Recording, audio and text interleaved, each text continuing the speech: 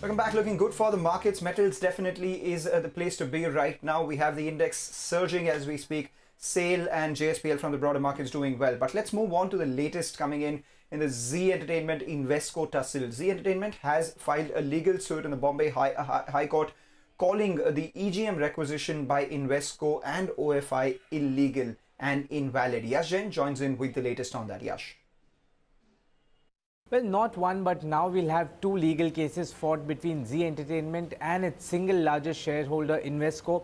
Over the weekend, ZEE Entertainment filed a legal suit before the Bombay High Court seeking to call that requisition for the EGM by Invesco as well as OFI Global China Fund invalid as well as illegal. What we are also told by our sources is that Invesco is likely to ask Bombay High Court to dismiss this petition filed by ZEE Entertainment, calling it not maintainable, as the same case is currently being heard by NCLT. Also, what we are given to understand is that Invesco is likely to argue and put its stand, saying that the requisition for that EGM under section 98 and 100 is well within the jurisdiction of NCLT, and hence there is no requirement for Bombay High Court to take up this matter separately. Back at NCLT, today the NCLT would be hearing ZEE Entertainment versus Invesco matter. Do remember, on September 30th, after hearing the matter from both parties, NCLT had asked ZEE Entertainment to consider the plea for calling that EGM positively, post which ZEE Entertainment had expressed its inability to call that important EGM and said that the request or the requisition for the EGM suffers with multiple legal infirmities. Of course, they had elaborated on that one, and what remains to be seen today is how NCLT reads into those legal infirmities and what kind of stand it takes on that important EGM. Yash, thank you so much for joining us with all those details. We'll keep coming back to you for more updates. So with that, we'll slip into a short break now. Up next, we'll get you more on the markets and stock-specific action. Stay tuned.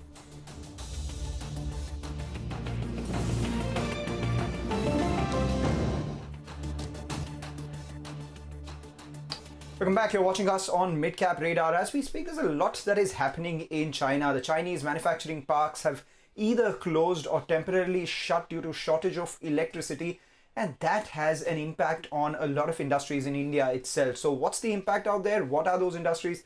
I'll toss it right across to Sonal.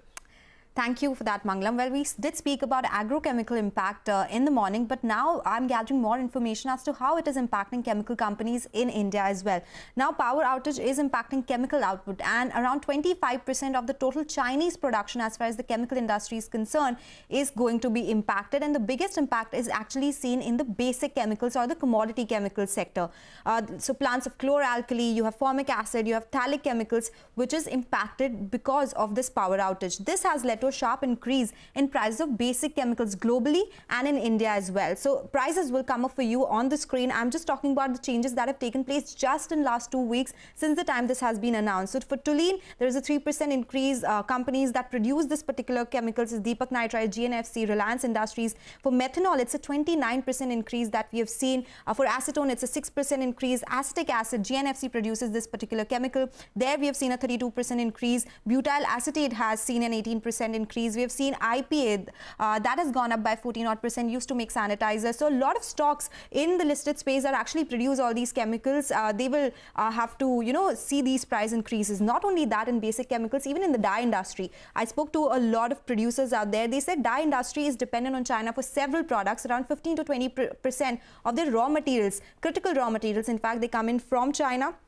But many dye units in China are shut right now. The ones that are operating, most of them are operating at 25 to 30% capacity utilization only because of power outage. Industry, of course, in India is seeing delays in shipments. Freight costs have gone up. They've gone up from $400 to $9,000 in last couple of months. In just last 15 months, there is a sharp increase in dye intermediate prices. So vinyl sulfone, which is one of the intermediate, their prices have gone up by 40% in last 15 days and are yet to see more rise there. Acid prices have gone up by 70%. Dye prices overall, that is the finished product, they have seen an increase of 20% in last 15 days, and the industry expects more price hikes there. So integrated producers, the likes of Kiri Industries, Bodal Chemicals, all of them set to benefit from this because there's a sharp price rise across the chemical spectrum, Mangalam.